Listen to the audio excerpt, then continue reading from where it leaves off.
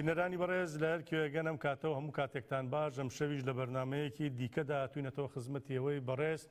بۆ تاوتوێکردنی مژارێکی گرنگ یا چەند مژارێکی گرنگ کە پێوەستن بە کوردستان و ناوچەکە. ئەم شەو لە مژاری یەکەممان مەسەلەی هاوکاریکردنی پارتی دیموکراتی کوردستانە پەدەکە ئەلبەتە بنەماڵەی بارزانی بە تایبەتی تر لە ناو پارتی دیموکراتی کوردستاندا بۆ ئەرتەشی داگیرکەری تورک تا زیاتر باشووری کوردستان داگیرکە. مژاری یەکەممان ئەمە دەبێت لە مژاری دووەمیشدا کات تا چەندە گونجاو بێ مەسەلەی قەیرانی باشووری کوردستان دەخینە بەر باس و گفتوگۆ بەداخەوە قەیرانگەلێگەن لە باشووری کوردستان نەک چارەسەر ناکرێن بەڵکو قوڵتر دەکرێنەوە قەیرانێک هێشتا باز لە چارەسەری نەکرا و قەیرانێکی دیکەی بەدوادا دێ.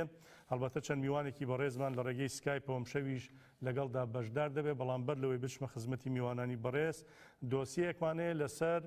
مەسەلەی داگیرکردنی تورکیا لە باشووری کوردستان هاوکاریکردنی ئەو داگیرکاریە لەلایەن پارتی دیموکراتی کوردستان پەدەکەوە لەو چوارچوێدا ناوەندی ستراتیژی لێکۆڵینەوەی کوردستان راپۆرتێکی بڵاو کردوەوە ئاماژە بەوە دەکا کە پارتی دیموکراتی کوردستان هاوکاری ڕژێمی تورکیا دەکا بە تایبەتی برایەکی مەسعود بارزانی سەرۆکی پارتی بۆ ئەوەی کە میتی تورک لە باشوور بارەگا و بنکەی فراوانتر دروست بکە. ڕۆژانە لەلایەن چین و توێژەکانی گەل و چەندین پارت و لایەن داوا لە پارتی دیموکراتی کوردستان پەدەکە دەکرێت تا هێزەکانی لە زینی وەرتێ بکشێنێتەوە واز دەگیرە شێوێنی و هەڵگیرسانی شەڕی کورد بە کورد بێنێ و نەبێتە کەواسووری بەر لەشکری تورکیای داگیر کرد. لە 27 مانگی ڕابردوودا لەسەر ئاستێکی باڵا ڕێبەری گەلی کوڕ عەبدوڵڵاوەجەران لە ئیمڕاڵیەوە داوای کرد کە پەدەکە ویەنەکەەوە خەندی لەسەر هێڵی یەکێتی نەتەوەیی بەرژەوەندی گەلی کورد بە بنەما بگرن بە تایبەت پەدەکە پرۆتۆکۆلی ساڵی 1970 نێوان پەدەکە و پەکەکە لە بەرچاو بگرێتەوە. بەڵام بە پێچەوانەوە پەدەکە نەک وەڵامی پەیامەکەی ڕێبەر ئاپووی نەدایە و هێزەکانی لە زینی وەرتێ نەکشانەوە بەڵکو بە پێچەوانەوە زیاتر لە جاران کەوتە هاوکاری هێزەکانی ڕژێمی تورکیا و پەرکێشکردنیان بۆ چەندین ناوچەی دیکەی باشووری وڵات و لەگەڵ ئەو هێزە داژیکەرەدا سەرقاڵی دروستکردنی بارگای سەربازی هەواڵگری نوێیە. لەو چوارچەوەیەدا ناوەندی استراتیژی لێکۆڵینەوەی کوردستان راپۆرتێکی بڵاو کردووە و تیایدا ئاشکرای کردووە بە فەرمانی سیهات بارزانی بەرپرسی هێزی پشتیوانی پەدەکە و برای مەسعود بارزانی سەرۆکی پەدەکە بارەگای نوێ بۆ دەستگای هەواڵگری میتی تورک کراوەتەوە. خۆبەجێکردنی هێزەکانی پەدەکە لە زینی وەرتێ لەلایەن بەڕێوەبەرایەتی پەکەکە و کەجەکەوە وەک پارچێک لە پیلانی داگیرکاری باشووری کوردستان لەلایەن دەوڵەتی تورکیاوە بەناوکرا و زانیاریەکانیش ئەو قسانە پژڕاز دەکەنەوە. ناوەندی استراتیژی لێکۆڵینەوەی کوردستان لەسەر جموجۆڵەکانی دەستگای هەواڵگری تورکیای داگیرکەر میت و هاواکردنی بارەگای نوێیەکانی لە باشووری کوردستان زانیاری بڵاو کردوێتەوە. لە راپۆرتەکەی لێکۆڵیندا هاتووە کە دەوڵەتی تورک بە هێرشەکانی دوای داگیرکردنی هەرێمی برادۆس و لێلکان بە هاوکاری پەدەکە و ئاواکردنی چەندین بارەگا و سەربازگە ئێستا خەریکی دروستکردنی بارەگای نوێیە. ئاماژ داواکردنی ئەو بارەگای نوێیانەش کۆنتڕۆڵکردنی جێگا و هەر جموجۆڵێکی گەریلاکانە. بە پێی زانیاریەکان دەوڵەتی تورک لەسەر ڕێگای نێوان برادۆس سیدەکان بارەگای نوێی کردوێتەوە. لە گرەی حەسەنبەگیش بۆ چاودێری پەیوەندە بێتەلەکانی گەریلا خاڵێکی چاودێری داناوە. لە چیای هەڵگورد و لای حاجی هۆمەرانش دەستی کردەوە بە دروستکردنی بارەگا و بنکەی چاودێری. هەروەها لە چیای سەرکران سەر بە ڕێگەی مەمیخان سنووری دۆڵی ئالانە لە ڕایات و بەردەزەر بارەگای نوێی کردوێتەوە. لە گوندی ژۆر گەلەژێر و شۆڕەی دوای ئەوەی خاڵی چاودێری کردوێتەوە لە هەرێمەکانی باڵەکایەتی دێلێزێ و بەردەبۆکشانیش بارەگای کردوێتەوە. بە پێی راپۆرتەکە سەربازانی تورکی داگیر کرد بەجلی پێشمەرگەوە لە بارەگای پێشمەرگە لە گردی هەلەمۆندەی بەرامبەر زینی وەرتێ جێگیر کراون. هەروەها هێزێکی زۆر لە هێزی هەشتا بە چەشی قورسەوە لە چەند بارەگای گوندی گەروانی خوارووی ناوچەی ڕەواندووس جێگیر کراون. لە شەڕی ناوخۆی ساڵای 90ەکاندا ئەو بارەگایان لەلایەن پەدەکە و تورکیاوە بۆ تۆپبارانکردنی گەریلاکانی پەکەکە و پێشمەرگەکانی یەکێتی بەکارهاتبوون. بە پێی راپۆرتەکە خەرجی ئاواکردنی ئەو بارەگایان لە بودجەی حکوومەتی هەرێم تەرخان کراوە و ئەوەش لیژنەیەکی هاوبەش لە نێوان تورکیا و پەدەکەدا دروست کراوە. ناوەندی لێکۆڵینەوە ئاشکرای کردووە کە فەرماندەر و پلاندەری دروستکردنی ئەو بارەگایانە سیهات بارزانی فەرماندەی هێزی پشتیوانیە کە برای مەسعود بارزانی سەرۆکی پەدەکەیە.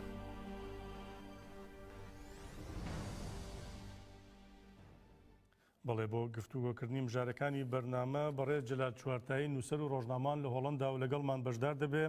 بەڕێز زەردەشت دەورامی ئەندامی بەڕێوەبەری پلاتفۆرمی هەورام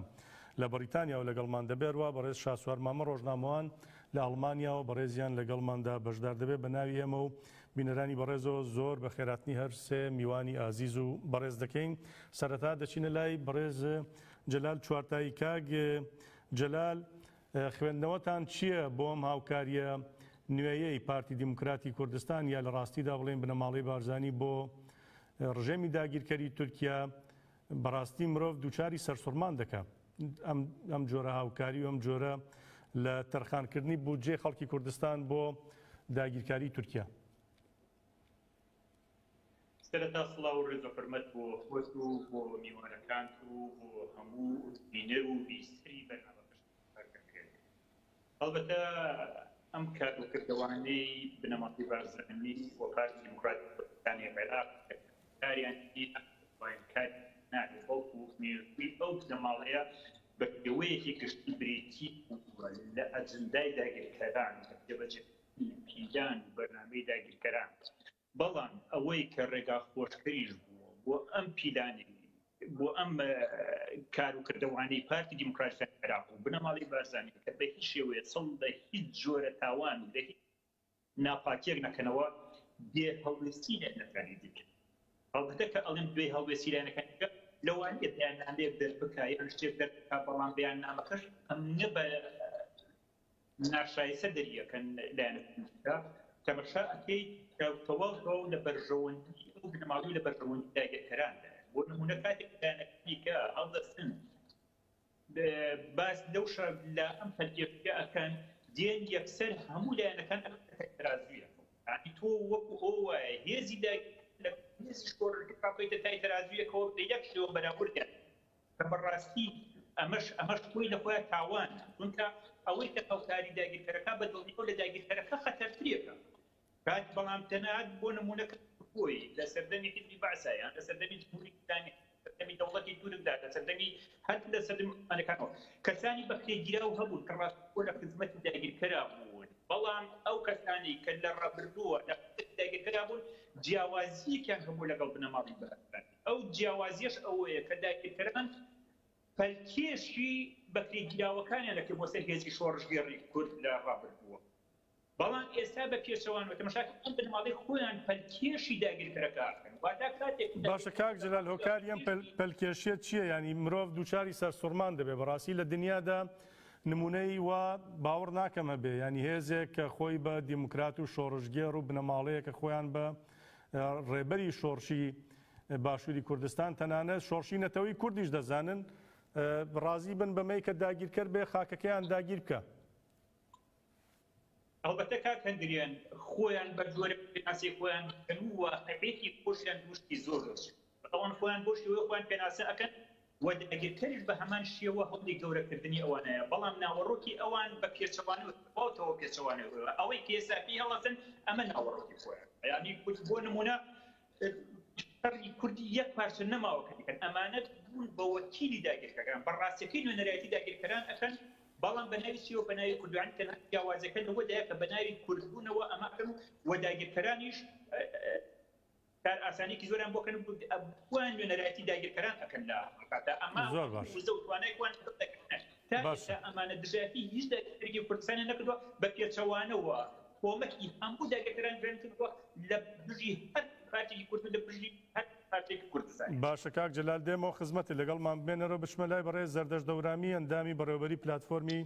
هۆرام. کاک زەردەش خوێندنەوەی ئێوە چییە؟ پێتان وایە سەرەڕای بانگەوازی ڕێبەری گەلی کورد عەبدوڵڵا ئۆجەلان، سەرەڕای ناڕەزایەتیەکانی گەل، سەرەڕای داخوازی چین و توێژەکانی گەل، هونەرمەندان، مامۆستایانی ئاینی، چوزانم هەموو پێگاتە ئاینی و نەتەوەیەکان کە لە باشوور دەژین، لە سەرتاسەری کوردستان دەژین، لە دەرەوە دەژین، ئەم بانگەوازیانە دەکرێت کە شەڕ هەڵ نەگیرسێنرێت، کە نەبینە سوورەی بەلەشکر یا کەواسووری بەلەشکری داگیرکەران و تورکیا. بۆچی لە بری ئەوەی کە وەڵامی ئەرێنی ئەم داخوازیانەی گەل و ڕێبەری گەلی کورد عەبدوڵڵا ئۆجەلان بدرێتەوە بە پێچەوانەوە کەسێکی دیار لە بنەماڵەی بارزانی ئەرکدار دەکرێت بۆ ئەوەی زیاتر پەلکێشی داگیرکەری تورک بکرێت بە باشووری کوردستان؟ پێشەکەی سڵام هەیە بۆ ئێوە بۆ میوانەکانتان و بیسەر و بۆ هەموو کە بیدرێن بەرنامەن. ڕاستی ئەوەیە کە دەبێت چەمکەکان بگۆڕین مخاب میدیای داگیرکار و میدیای دەسەڵات ئەوانەی کە خزمەت داگیرکەران دەکەن هەندێک چەمکان دروست کردووە کە ئێمەش باوەڕمان چەمکان مەسەڵەن شۆڕشی بنەماڵەی بارزان دوێنەرانی گەلی کورد یاکو شەڕی براکوژی بۆ نمونە ئەو هەموو شەڕێنە بە ناوی شەڕی براکوژی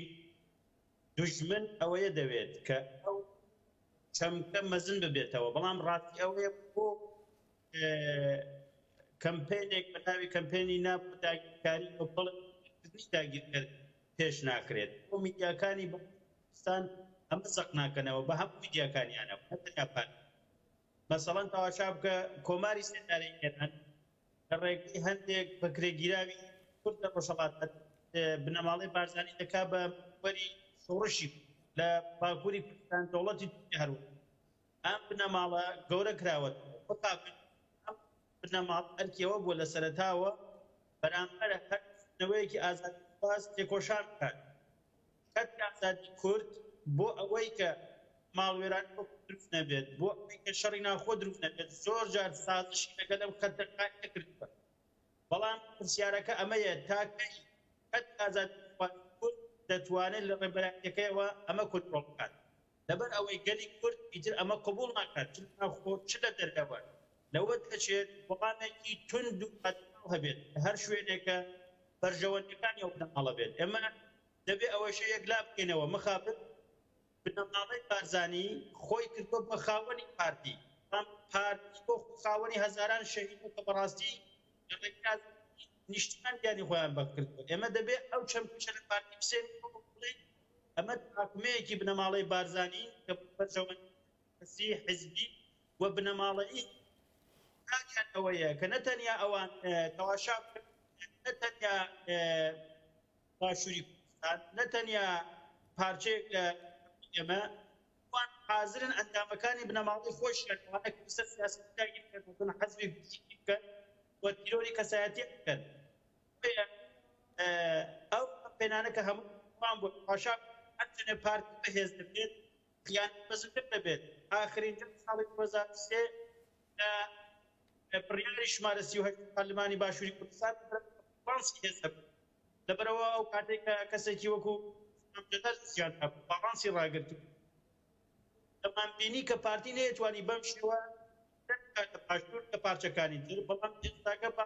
پارتی هەموو شتێکی بۆ ڕەقساوە مقابل حزب باشووریش و حتا هەندێک حزبی ڕۆژهەڵات ڕۆژاواش کەوتونەتە پاشماوەی سیاسەتەکانی ماڵی بارزانی بەڵێ بەڵام کاک سەردەست ینی بەدەر لەو پارتانەیە کە لەگەڵ پارتی دیموکراتی کوردستانە ژمانەیەک پارت و لایەنی دیکەژەن لەسەر ساحەی کوردستانەوانیش ناڕازین لەم سیاسەتە پێ وایە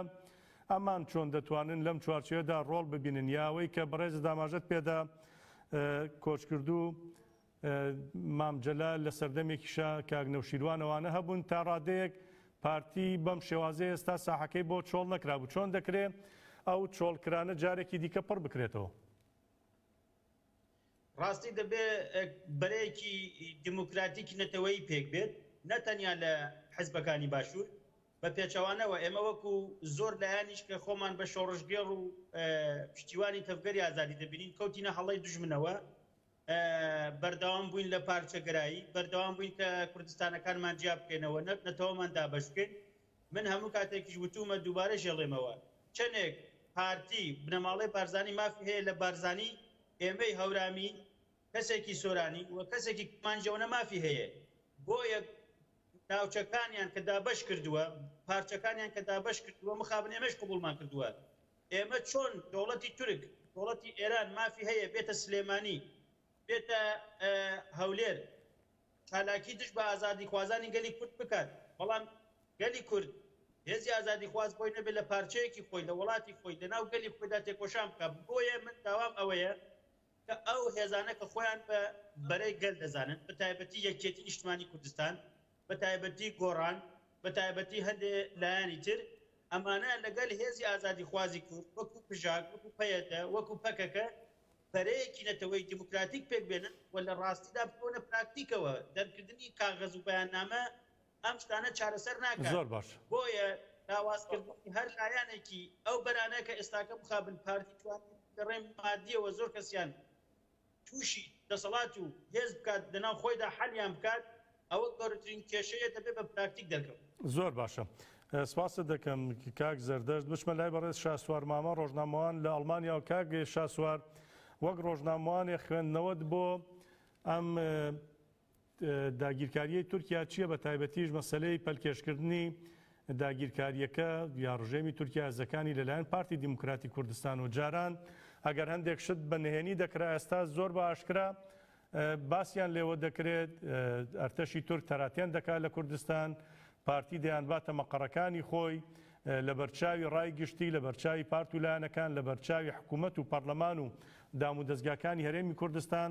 ئەم کارە بە ڕۆژی ڕووناک دەکرێت ینی کەسیش لە بەرامبەر ئەمەدا هەڵوێستێکی جددینی وەکو بە ڕێزانی دیکەش ئاماژەیان پێدا هەڵوێستەکانی ژەگەر هەبن تێر ناکەن تەنانەت لێدوانی سەر قاغەزن پاش چەند ڕۆژێک تەنانەت لەبیر دەچنەوە. بەڵێ سڵاو لێەوە کاکەندرێن ڕێتیش بەڕای من تاوانەی کە ئێستا ینی ڕووداوێکی تازە نین نین چونکە ئەوانە پەیوەند ڕوون و ئاشکرایە کە هەر لە سەرەتای کوردستان لەسەر کۆمەڵێک ئەساس پاراستنی بەرژەوەندیەکان پێتان کە یەکاری ئەوە بوو کە شەڕ لە دژی کاک شاسوار دەنگەکە زۆر بە پچڕ دێت ئەگەر هاوکاران نازانم شێوازێکی دیکە بدۆزنەوە لە پەیوەندی تەلەفۆنی دیمەنەکە دەبێت بە تەلەفۆن پەیوەندیت پێوە بکەن وابزانم باشتر دەبێت تا چارەسەری دەکەن پاشان من دێمەوە خزمەتە داوای لێبوردن دەکەم دەنگەکە زۆر بە خراپی دەگاتە ئێمە.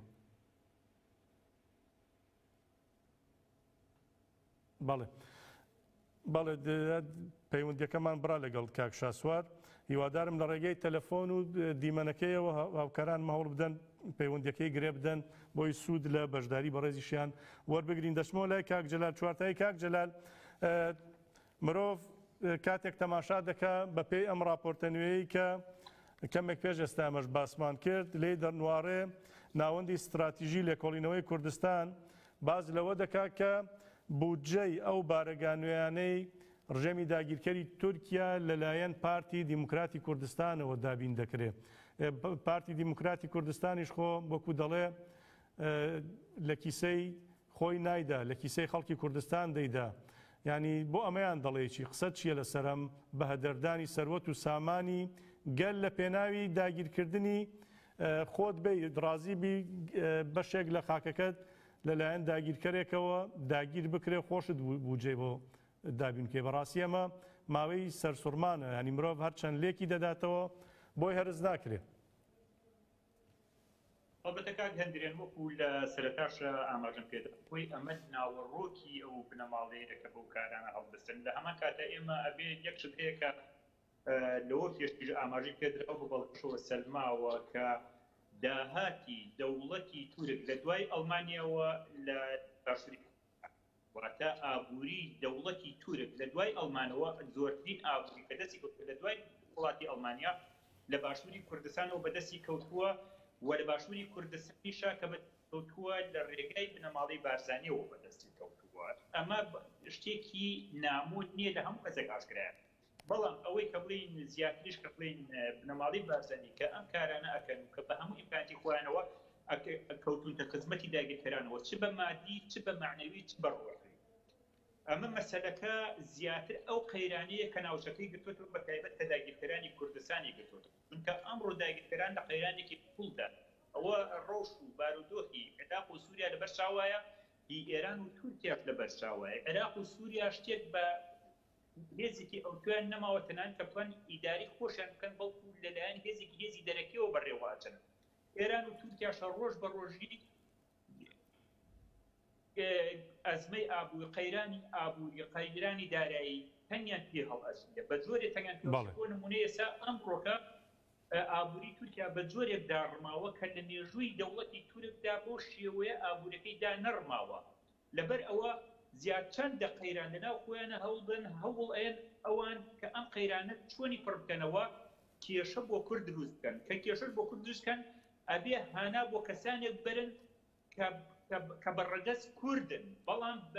بە مێشکێکی داگیرکارانەوە بیرەکەنەوە کە ئەمەش ڕێک پڕا و پڕ بە پێست زۆر باشە بنەماڵی بارزانێ باشە کاک جەلال بەڵێ کاک پەیوەندەکەی کاک شاسوار مامە گرێ دراوەتەوە با بچینە خزمەتی بەڕێز هیوادارم ئەم جارە گرفتێک نێتە پێشەوە کاک شاسوار کەرەم کە لەکوێ بڕا گفتوگۆکەتان دەست پێ بکەنەوە فەرمون بەڵێ ببوورن جارێکی دیکە سڵاو بە بۆ چوونی منە و ڕووداوانەی کە لە کوردستان ڕوودەدەن لە باشووری کوردستان ئەوەی کە پەیوەندی بە داگیرکاری دەوڵەتی تورکەوە هەیە ڕووداوی تازە نین پەیوەندی بە بەرژەوەندیەکی دوور و درێژی نێوان حیزبە سیاسیەکانی باشووری کوردستانەوە هەیە تەنانەت قەوارەی هەرێمی کوردستان لەسەر ئەو بنەمایە دروست بووە کە هاوکار و هەماهەنگ بێت لەگەڵ دەوڵەتی تورکیا و دەوڵەتانی ناوچەکە و دەوڵەتانێک کە کوردستانیان داگیر کراوە بۆیە دەتوانین بڵێین ئەو هێرشانەی کە ئێستا دەکرێن هێرشی تازە نین بەڵام بەهۆی گەوڕینی هاوکێشەکان زۆر جار شێوازی هاوکاریەکان گۆڕانکاریان بەسەردا هاتووە ڕەنگە ماوەیەک بێت کە شەڕ ڕووی نەدابێت لە نێوان هێزە سیاسیەکانی باشووری کوردستان یان تورکیا و پەدەکە پێکەوە هێرشیان نەکرد بێت بۆ سەر هەرێمەکانی پاراستنی مەدیا بەڵام هەماهەنگی و هاوکاریەکە هەر بەردەوام بووە بە درێژایی ساڵانی ڕابردوو ئەوەش پەیوەندی بەوە هەیە کە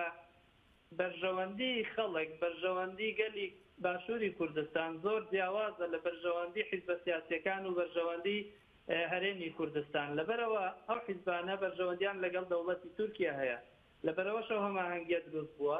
و ئەم هێرشە تەنها لەلایەن پارتیشەوە ناکرێت تەنها بە هاوکاری بنەماڵی بارزانی پارتی نییە بەڕاستی هەموو هێزە بەشدارەکانی حکوومەتی هەرێمی کوردستان تێدا بەشدارن یەکێتی نیشتیمانی کوردستان ڕۆڵێکی زۆر زۆر گەورەی هەیە لە هاوکاریکردن بەڵام بە شێوازێکی دیکە ئەو جۆرە لە سیاسەتە دووڕووییە کە لە مێدیاوە دژایەتی هێرشەکە دەکەن بەڵام لە ژێرەوە هەماهەنگی دەکەن لەگەڵ پارتی بەڕاستی ئەوانیش بەشدارن چونکە پارتی بەرژەوەندی لەگەڵ دەوڵەتی تورکیا هەیە هێزەکانی دیکەش بە بزوتنەوەی گۆڕانتەوە بە حیزبەکانی دیکەشەوە ئەوانش بەرژەوەندیان لەگەڵ پارتی هەیە لەبەرەوە خۆیان بێدەنگ کردووە ئێمە لە ڕابردووش بینیمان کە بەڵام بێدەنگی لە چی کاک شاسوار ینی بەڕاستی هێرشیان کردە سەر شەنگال ئەو کاتە وەزیری پێشمەرگە ئەو کاتە گۆڕانیش بەشدار بوو لە حکوومەتەکەدا بەڵام هیچ دەنگیان نەکرد بێدەنگیان بۆ خۆی زۆرێکە لە هاوکاری کە ئەوە جێگەی نیگەرانیە بەڕاستی باشە بەڕاستی ئەمە جێگەی پرسیارە کاک شاسوار ینی بێدەنگی لە پای چی بێدەنگی لە پای ئەگەر بۆ نمونە گەندەڵیە کرابێ پارەیەک دزرابێ چوزانم کەم و کورتیەکی یاسایی هەبوو بێ ئەمە تا ڕادەیەک مرۆڤ تێدەگا بەڵام بێدەنگی لە بەرامبەر داگیرکردنی خاک بێدەنگی لە بەرامبەرەوەی کە بود بەشێک لە بودجەی وڵاتەکەت تەرخانکەی بۆ ئەوەی کە بنکەی سیخۆڕی بۆ میتی تورک دروست بکرێ ینی ئەم بێدەنگیە بەڕاستی مرۆڤ سەری لێ دەرناکە هۆکاری ئەم بێدەنگیە بۆ لە پێناوی کاک هەندرێن دۆخی باشووری کوردستان لەوە دەچووە مرۆڤ بە هیوای بە حیزبە سیاسیەکان بێت ئەوانە بەڕاستی باشووری کوردستانیان ڕوبەڕووی قەیرانێکی زۆر زۆر گەورە کردوتەوە ینی ناکرێت لەوە دەرچووە کە ڕەخنیان لێ بگیرێت چونکە ئێستا ئەوان لە خزمەتی خەڵک دانین و خەریەتەکەیان تەریکن لەلایەکەوە خزمەتی ئەجندایەکی دەرەکی دەکەن خزمەتی بەرژەوەندی و کۆمپانیا ئابوووریەکانی خۆیان دەکەن کە هەر یەکێکیان سەر بە دەوڵەتێکی ناوچەکەیە لەبەرەوە ئینسان دەبێت ڕووی لە خەڵکی باشووری کوردستان بێت کە هەنگاوێک هەڵێنێت بەتایبەت ڕێکخراوەکانی کۆمەڵگەی مەدەنی دین و توێژەکان کە فشار دروست بکەن ئەو حیزبە سیاسیانە حکوومەتی هەرێم بەتایبەتی پارتی و بنەماڵی بارزانی کە ئەوان دیارە ڕێبەرایەتی ئەم داگیرکاریە دەکەن لەوە دەرچووە یانی ئێستا لە زۆربەی ناوچەکانی باشووری کوردستان دەیان کیلۆمەتر سوپای تورکیا هاتۆتە ناو خاکی باشووری کوردستانەوە بەڵام هیچ حیزبێک دەنگی لێوە نایە نە بە قسەکردن نە هیچ هەوڵێکی دیپلۆماسیانە هەیە لەلایەن ئەو لایەنانەوە لەبەرەوە بەڕاستی بەبوونی من حکوومەتی هەرێمی کوردستان و ئەو حیزبانە شەرعیەتیان نییە ڕەوایەتیان لەدەست داوە پێویستە خەڵک بێت لەوە بکاتەوە کە دڵەوی قەوارەی هەرێمی کوردستان بگرێتەوە دەستخۆی ئەو کەسانێک کە ئێستا بوونەتە کەواسووری بەردەشت کە بوونەتە جێبەجێکاری پیلانگێڕی و داگیرکاری دەوڵەتی تورک دووریان خاتەوە لە دەسەڵاتە ڕاستی چارەسەرەکە ڕەنگە هەر ئەوە بێت چونکە ئێستا ئەوانە لە یاریەکی زۆر تەپەڵدان یعنی کەوتونەتە نێو کێشمەکێشمێکی زۆر خراپ کە ئەنجامەکەی زۆر خراپ دەبێت بۆ باشووری کوردستان ئەوە لە لایەکی دیکەشەوە پێویستە هەموو خەڵک بەتایبەتەوە هێزانە بزانن هێزەکانی گەریلا لە باشووری کوردستان نەمیوانن و نەپێویستیشیان بەوە هەیە کە ئەو ڕەوایەتی لەوانەوە وەرزن چونکە ئەو دەسەڵاتە بۆ خۆی ڕەوایەتی نییە مافی ئەوە ماف بەوان نادرێت کە بڕیار لەسەرەوە بدەن کە چێر بۆی هەیە لە باشووری کوردستان بێت چێ بۆی نییە کاتێک ئێمە بینیمان لە کەرکووکەوان هەڵاتن لە شنگال هەڵاتن لە جەلولا هەڵاتن گەریلاکان هاتنە خوارەوە باشووری کوردستانیان پاراست ئێستا کەس بۆی نییە تەنانەت باسی ئەوەش بکات کە ئەو داگیرکاریە بە بیانووی ئەوانەیە ئەوان لە سەر خاکی خۆیانن وە کوردستان هەر شوێنێکی ماڵی هەر هەمووانە ئەو حیزبانە کە خۆیان بوونەتە تۆن بڵێیت بڵەوی خۆیان ماکینەیەکن کۆمپانیایەکن بەدەستی داگیرکەرەوە ئەوە لەلایەکە بەڵام بەڕاستی هەبوونی ئەوان هەر بۆ باشووری کوردستانی زۆر زۆر ضروریە بۆیە من هیوام بە خەڵکی کوردستانە بەتایبەت ڕێکخراوەکانی کۆمەڵگەی مەدەنی چین و توێژەکان کە ڕێگری لەو داگیرکاریە بکەن چونکە گەیشتۆتە قۆناغێکی زۆر بەدەستدار زۆر باش باشە کاک زەردەشت دەورامی گلەیی لەلایەنەکان دەگرێت گلەیی لە ئەو لایەنانە بە تایبەتی کە لەناو حکوومەتی باشووری کوردستاندا دەکرێت ینی گریمان سوێنێت ڕژێمی تورکیا کە پێم وایە هەرگیزەوە ئاوەتەی نایەتە دی گەریلا و خەڵکی شۆڕژگێڕ و پێشمەرگەی دێرین و خەڵکی ئازادیخواز ڕێگە بەوە نادەن گریمان سبەینێ باشووری کوردستانی داگیر کرد ئایا ئەم حزب و لایەنانە بە پارتی دیموکراتی کوردستانیشەوە ڕژێمی تورکیا ڕێگەیان پێدەدا وەکو ئێستا لە پۆستەکانیانە لەسەر کورسیەکانیان بمێنەوە ئەو پارە و سامان و سەروەتەی کە کۆیان کردوێتەوە هەروە بە ئاسانی بیخۆنیا وەکو دەڵێن کوردایەتیە کە دەیکەن نەتەوایەتیە کە خەباتی بۆ دەکەن وەک خۆی بمێنێتەوە بەڕاستی ئەگەر تەماشای مێژووی باکوور یا ڕۆژهەڵاتی کوردستان بکەین تەماشا بکەین کەسێکی وەکو ئەحمەدی موفتیزادە سەردەمی خۆی بوو بە کەواسووری بەر لەشکەری خومێنی بۆ ڕۆژهەڵاتی کوردستان و دوایی خومێنی و دەسەڵاتەکەی چیان بەسەرداهێنا لە باکووریش ئەو کەسانەی کە لە سەردەمی ئاتاتورکەوە کەواسوور و دوایی چۆن لە سێدارە دران وەکو تەجزیە تەڵەب و دابەشکەری وڵات لە باشووریش بە دڵنیا بن ئەوانە کە ئێستا لە دەسەڵاتن بە هەموویانەوە ئیسلامی و علمانی و چەپ و ڕاستەوە ئەوانە لە بەرەی سەفەوی و عوسمانی نوێدا کە پلان ئەوەیە بۆ میساقی میلی تورکیا تا ساڵی 2023 تورکیا ئەو 100 ساڵە کۆتایی پێدێت و دەکاتەوە مووسڵ و کەرک و هەولێر و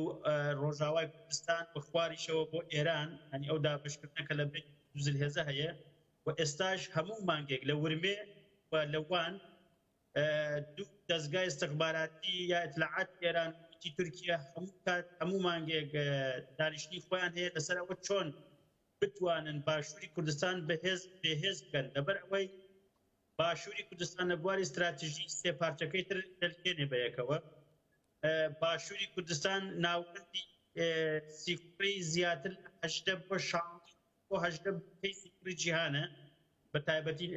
دەستگای ئیطلاعاتەکانی هەرێم باشووری کوردستان لە بواری کەلتوریدا دابەش کراوە بەسەر کەلتوری تورکی و کەلتوری فارسیدا ئەوە بە ساڵان دەکراوە لە بواری دەسەڵاتیشەوە ئەوان دەسەڵاتیان نییە ینی کورسەکانی ئێران و کورسەکانی تورکی حکومی ئەوان دەکەن و لە ساڵی 2016 بینیمان کە میدیاکانی باشوور هەموو ڕۆشتۆتە سەر کۆمپانی تورکی و کۆمپانی تورکیەوە کە کۆنترۆڵ دەکرێن یعنی ئەگەر تەماشا بکەین بە هەموو شێوازێک باشووری کوردستان کراوە ئێمە با خۆمان نەقەڵەتێنین باشووری کوردستان ئێساڵن تورکیا سەر حدود نات بە ساڵانە لەگەڵ کوردستاندا دەژیت لە ئامەد دەژیت جمهوری ئیسلامی کرماشان دەژیت ئێمە لە پێنان بەرژەوەندەکانی باش پارچە زۆر باتماندا زۆر سازشمان کرد زۆر شتمان کرد بەڵام بینان خەتی دەسەڵاتخوازی باشوور ڕۆژ بە ڕۆژ زیاتر چوە ناوکیانەتەوە کەسانە کە پێیان ڕۆژێک ئەگەر ڕۆژێک تورکیا بێت ئەوان کاپە ئیالاتی هەشتمی خۆیان وەکو باربینانیاس بە ئیالاتی شەشم ڕۆژهەڵاتی کوردستان لەوە دڵنیابن کە لە شارەوانەکانی هەدەفە زیاتریان تەحوێڵ و ڕێز لێ ناگیرێت بۆیە هەر لە ئێستا بگەڕێنەوە بەرەیگەل ئێمە لەوە دڵنیان ئەمانە وتمان نەتەنیا ڕەحم بە ئەوانە حەزب نین ئەنی ناتوانین وشەی حزب ئەوانە بەکاربێنین ئەوانە مافیان ئەوانە پاراستنی چاڵەنەوتەکان بۆ داگیرکردنەکەن بۆیە گەل با خۆی جیا بکاتەوە بە تایبەتی ئەوانە کە ئەندان ئەو لایەنانەن خۆیان تۆنەوە دەوت دڵنیا بن کە گەل نابێت کە من ئەوە دەڵێن با ئێمە خۆمان نەخەڵەتەرین بەڕێز هەندرێن ئێمە پاشا بکەین لە مەسەلەی عەفریندا چۆن جیهان بەرامبەر بە ئێمە دووڕوو دەرچوو و ئەمریکا ناوێت گەلی کورد بەهێز بێت ئێران ناوێت گەلی کورد بەهێز بێت تورکیا ناوێت و هیچ کەس ناوێت بۆیە وەکو سەرۆک ئاپۆ لە دووانامەکە خۆیدا دەڵێت ڕێکوتی ساڵی 1982 هەموو لایەنەکان بە دیالۆگ کێشەکان چارەسەرکرد داخەوە بنەماڵەی بارزانی و هەندێک سەرۆکخوازی باشوور و هەندێک لایەن لە ڕۆژاوا و ئەو بڕیاریانە داوە کە لەبەرەی گەلدا نەبن بۆیە گێزەرەتەکە گەلی کورد و کوردستان. زۆر باشە کاک جەلال لەسەرم ژارە زۆر بە کورتی پێم بڵێ کاک شاسوار و کاک زەردەشت ینی هاوڕان دەڵێن گەل دەبێ بارودۆخەکەی یەکلایی بکاتەوە سنوورێک بۆ ئەم داگیرکاریە دابنێ یام خیانەتکاریە دابنرێ بەڕێزی دەگەر بە کورتی لەسەرەمە چونکە مژارێکی دیکەژەیە لەسەر خەیرانی باشوور بە کورتی بچینە سەرەویش چارەسەر لە چیدا دەبینی بۆ ڕوبەڕووبوونەوەی داگیرکاری و هەروە سنووردانانێکیش بۆ خیانەتکاری لە باشووری کوردستان. بەڕێزکار هەندرێن بەنسبەت ڕایگەلەوە ئێمە دەبێت هەنی لایەنە سیاسیەکان جیا بکەین حیزب و لە حیزبەکان جیا بکەینەوە دەنگی گەل هەموو شتێک تەنها هێزیێک کە بتوانێت سنوور بۆ داگیرکەردا بنێت و سنوور بۆ هێزیەکیانە دابنێ بەڕاستی دەنگی گەلە لەبەر ئەوە دەبێت گەل بە چاوی داگیرکەرەوە لە داگیرکەر بڕوانێ کە پەتێشی باشووری کوردستان ئەو داگیرکەر هەر داگیرکەرە چ بەغابێت چ عێراق بێت چ ئێران بێت چ تورکیا بێت چ سووریا بێ ئەمە ئەم لەولایکیان داگیرکەرە بەڵام فەرقەکە هەندێک داگیرکەر هەیە بوونی کورد وەکو کولتور قبول ئەکا بەڵام هەندێک داگیرکەر هەیە بوونی کورد وەکو کەلیمەش قبول ناکا بۆ نمونە لە دەستوری عێراقیە زۆر خاڵ هەیە کە باز لە بەرژەوەندی گەلی کوردەکە لە مافی کولتوری گەلی کوردەکە بەڵام دەوڵەتی تورک هەتاکو لە پاشەکانی دیکەشە ئەوشتا قبول ناکە لەبەر ئەوە هەڕەشەی دەوڵەتی تورک تەنها لەسەر لایەنێکی سیاسی نییە ئەگەر ئێمە وابزانین تەنها لەسەر لایەنێکی سیاسیە لەسەر بوونی کوردە لەسەر هەموو گەلی کوردە لەبەر ئەوە تەنها گەلیش ئەتوانێت ڕۆڵی سەرەکی بگێڕ و لەناو گەلیشە بە تایبەت ژنان دەتوانن ڕۆڵی سەرەکی و یەکلاییکەرەوە بگێڕن کە ئەمەش دەڵێم مەبەست تەنها لە باشووری کوردستان نییە کورد بەگشتی لە هەر چوار پاشەی زۆر باشە کاک جەلال لە ڕۆژئاوا لە باشوورە لە هەموو جێگایەکە لە ئەوروپایە. بەڵێ بەداخەوە لە باشووری کوردستان بارودۆخێکی زۆر خراپەیە قەیرانی موچە هەیە قەیرانی سەرهەڵدانەوەی دوو ئیدارەیی هەیە لەلایەک داوای لامەرکەزی دەکرێت لەلایەک داواکرێت کە بەشێک لە هەرێم بخرێتەوە سەر بەغدا لەلایەکی دیکە پارت و لایەنەکان کۆگنین لەسەر پێگەێنانی حکوومەتی نوێ کابینەی نوێ عێراق ئەمانە کۆمەڵێک گرفتن کە بوونەتە بار بەسەر شانی خەڵکی باشووری کوردستانەوە کاک شاسوار مامە ئەم قەیرانگەلە زۆرە لە باشووری کوردستان مرۆڤ دەتوانێت با لە چارەسەرەکەەوە دەست پێ بکەین چونکە ڕابردوو ئێمە دەزانین چۆن سەریان هەڵداوە و کێ هۆکار و سەبەب بۆ سەرهەڵدانیان مرۆڤ چ ڕێبازێک ببینێتەوە بۆی کە کەمێک باری سەرشانی خەڵک سووک ببێ نە موچە هەیە نە خزمەتگوزاری هەیە ئایندەیەکی نادیار چاوەڕێی باشوور دەکات لە ئێستادا. بەڵێ دیارە کە لە باشووری کوردستان کە دامەزراوەیەک نەبێت کە هی هەموو خەڵک بێت و یەک پارچە بێت کە حکوومەتێکی ڕێک و پێک کە بنەماکانی حکومڕانی تێدا نەبێت بێگومان چاوەڕێی ئەوەی لێ ناکرێت قەیراناوی نەبێت هەر لە دەستپێکەوە کە هەرچەندە هەرگوتیان ساوایە ئەم حکوومەتە وردە ساک دەبێت بەڵام بناغەکەی بە خراپی دانراوە لەسەر بنەمای بەرژەوەندی حیزبی و بنەماڵەیی ئەم شتە ناوراوە حکوومەت و پەرلەمان کار کاتێک حەزیان لێبوو بە وەک دوکانێک دای دەخەن و دەیکەنەوە لە باشووری کوردستان گرفتەکە ئەوەیە ینی ژێرخانەکەی بە تەواوی بنیاد نەنراوە حیزبەکان خەریکی بەرژەوەندی تایبەتی خۆیانن هەریەکەیان کۆمەڵێک بوونەتە کۆمەڵێک کۆمپانیای بازرگانی خۆشتان ئاگادارن لە ماوەیە کۆمەڵێک بەڵگەشت بڵاوکراونەتەوە تۆسەیەکە حکوومەت ئەو حیزبانە کۆمەڵێک کۆمپانیان داناوە کاروباری حکومڕانیان بۆ کۆمپانیانە تایتڵی مژارەکە بگۆڕن سپاسیان دەکەم بەڵێ فەرموو بەڵێ یعنی کاروباری حکوومەت بە کۆمەڵێک کۆمپانیای ئەو زووتە بنەماڵە دەسەڵاتدارە پێدراوە لە پەنای ئەوەشدا پشکێکی بە حیزبەکانی دیکە دراوە بۆ ئەوەی بێدەنگی لێ بکرێت لە باشووری کوردستان بە بۆچوونی من بەوە دەکرێت کە بزاوی نوێ سەر هەڵبدات بەتایبەت لە نێو ئەو نەوەی کە تازە پێگەیشتووە بە پارادایمێکی نوێ بتوانن سەر لە نوێ هەوڵدەن حکوومەتێکی تازە کە بنەماکانی حکومڕانیەکی گەلێری تێدا بێت بنیاد بنێن ئەگەر بەو زۆرە نەبێت بە بۆچوونی من ئەو هەموو کۆبوونەوەی کە دەکرێت و پەرلەماندا دەنیشێ و لەگەڵ بەغدا ناگەنە نەتیجە باشووری کوردستان ناتوانێت هیچ شتێک بکات بەردەوام پاشەکشەی زیاتر دەکات چونکە بە بەراورد لەگەڵ 2003 پەیوەندیەکانی نێوان هەرێمی کوردستانیش لەگەڵ بەغدا زۆر بەرەو لاوازی و خراپیتووە کۆمەڵێک مافی هەرێمی کوردستان لە ڕووی دەستوریەوە لەگەڵ عێراق لە نێو دەستوردا تەسپاون بەڵام مەترسی لەسەر ئەوانەش هەیە چونکە نوێنەرایەتێکی گشتگیری خەڵکی کوردستان لە بەغدا نییە هەر لایەنە بە سەر بەخۆ خەریکە پشکێکی دەستکەوێت شەڕیانە لەگەڵ پۆست لەسەر پۆست و لەو پایە بەو جۆرە ژیانی خەڵک ساگ ناکرێ بەڵێ بەڵام بەڕێز ئاماژەت بە بزاوی نوێدا کاگی شاسوار گەڵێن گەل لە باشوور مارانگەستە بووە لە ماوەی ڕابردوو بۆ نمونە بزوتنەوەی گۆڕان خەڵک هیوایەکی زۆری لەسەر هەڵچنی پاش بزوتنەوەی گۆڕانەوەی نوێ هات هەڵبەتە پارت ویلایانی دیکەژە بوون لە ساحەکەدا کە دیعای نوێبوون و گۆڕانکاریان دەکرد بەڵام ئەمانە نەبوونە چارەسەر لەگەڵ خۆیاندا چارەسەریان نەهێنا ڕوبەڕووی ڕەخنەی زۆریش بوونەوە چونکە کاک هەندرێن بۆیە نەیانتوانی گۆڕانکاری بکەن چونکە پارادایمی ئەوان هەروەک یەک بوو ئەوانە هەمویان یەک کولتوری سیاسیان هەیە بە بزوتنەوەی گۆڕانەوە بە نەوەی نوێوە بە حیزبە ئیسلامیەکانەوە هەمویان لە بنەچەدا ئەگەر لە ڕووی پارادایم و ڕوانگەیانەوە سیر بکەین هەمویان یەک عەقڵیەتن یەک چارەسەریان پێیە یعنی لە یەک قوتابخانە پەروەردەی سیاسیان دیوە لەبەرەوە جیاوازیەکە ئەو کاتە دەبێت کە بە پارادایمێکی نوێ بزوتنەوەیەکی سیاسی دروست بکرێت یاخود ڕێکخراوی کۆمەلگەی مەدەنی دروست بکرێت کە هەز نەبێت لە ئاستی کۆمەلگەدا دموزۆڵێک دروست ببێت سیدی کە دەسەڵات نەتوانێت بەو شێوەیە کۆمەلگا سەرکوت بکات و نەفەسی لێ ببڕێ کاری پێ بکات موسەی پێ نەدات خزمەتگوزاری پێشکەش نەکات لەسەرەوەشەوە یاری بە کەرامەتی بکات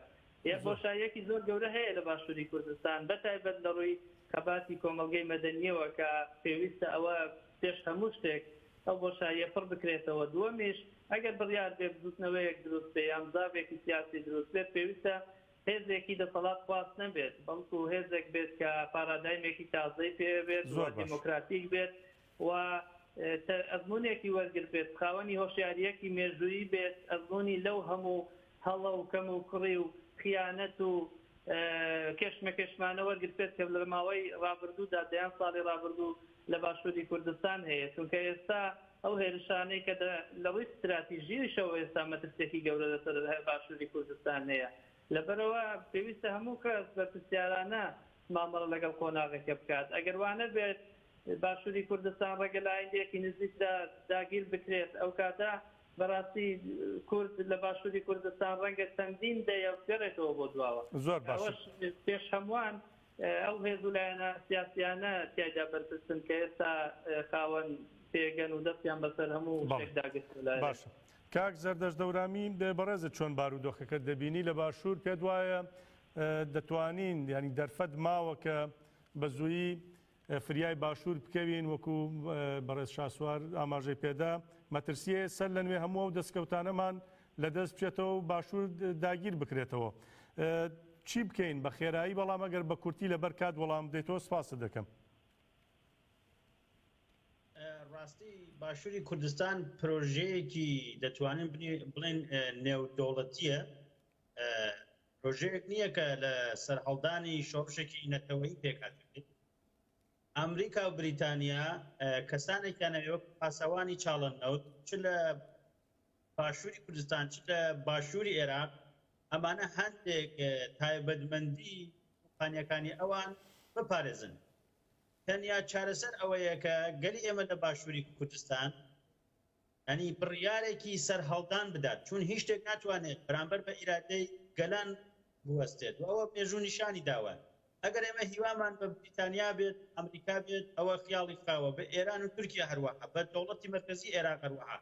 دوای ئەوە ئێمە شتێک بە ناوی حکوومەتمان لە باشووری کوردستان ئێمە جەماعەتێکی چەتە مافیا